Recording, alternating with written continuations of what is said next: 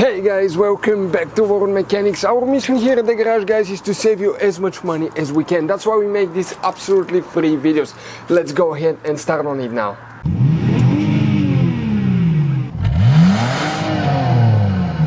So let's start on it now. The power inverter fuse, where you can guys expect to find it. We will demonstrate on this generation Dodge Ram right here.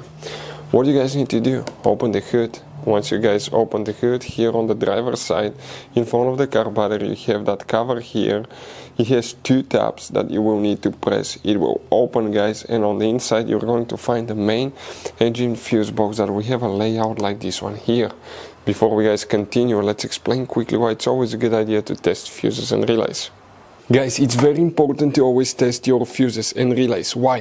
Sometimes you may think you have a good fuse, guys. It's hard to tell. Look at those fuses, right? And sometimes, okay, you pull the fuse. Okay, I'm going to get the fuse pulled and I'm going to remove one fuse.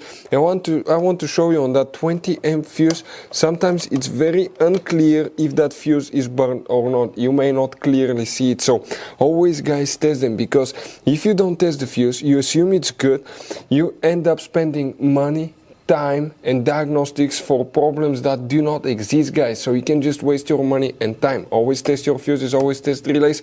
We will put links in the description of the video below where you can find, guys, a video for testing a fuse and testing a relay that will explain everything that you need to do.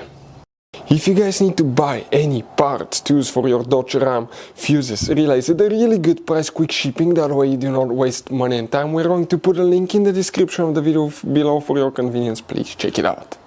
So if you have that option, the power inverter, guys, option on your Dodge Ram, if it doesn't work, always check that fuse first.